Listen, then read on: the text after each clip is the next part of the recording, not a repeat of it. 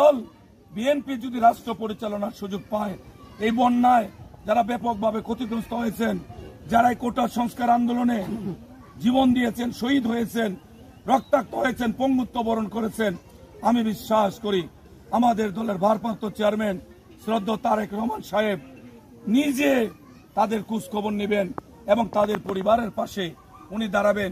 এটি নিয়ে আমাদেরকে আশ্বস্ত করেছেন। তাই সকলকে অনুরোধ করব, তারেক রহমান সাহেবের জন্য দোয়া করবেন, খালেদা জিয়ার জন্য দোয়া করবেন এবং শেখ হাসিনা যেন কোনো চক্রান্ত ষড়যন্ত্র করে আমাদের এই আন্দোলনের মধ্য দিয়ে, গণঅভ্যুত্থানের মধ্য দিয়ে, ছাত্র জনতা রক্তের মধ্য দিয়ে, শিশু কিশোর আবাল বৃদ্ধ বনিতা রক্তের মধ্য দিয়ে যে হারানো গণতন্ত্র পুনরুদ্ধার হয়েছে, সেইটা যেন আবার কোনোভাবে ছিনিয়ে নেওয়ার চেষ্টা শেখ হাসিনা সফল না হয়, আমরা যেন সকলে সতর্ক থাকি, এই আশাবাদ ব্যক্ত করে এই খাদ্য বিতরণের যারা আয়োজন করেছেন তাদেরকে ধন্যবাদ, কৃতজ্ঞতা জানিয়ে আমি আমার কথা শেষ করছি। খুদা হাফেজ। বাংলাদেশ জিন্দাবাদ। শহীদ জিয়া অমর হোক। দেশ নেত্রী বেগম খালেদা জিয়া জিন্দাবাদ। আগামী দিনের রাষ্ট্রনায়ক আমাদের অহংকার শ্রদ্ধেয় জনাব তারেক রহমান জিন্দাবাদ জিন্দাবাদ। সবাইকে ধন্যবাদ। আসসালামু আলাইকুম।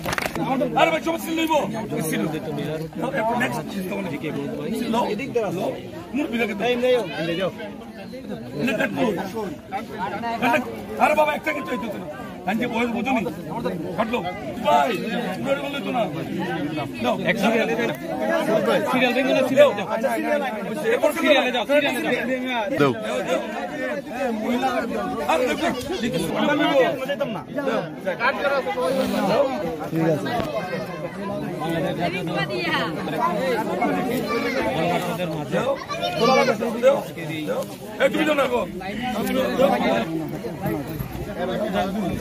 সবার মধ্যে রান্না করা খাবার হচ্ছে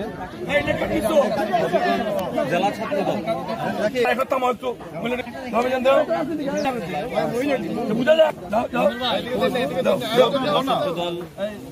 সাবেক 3 বারে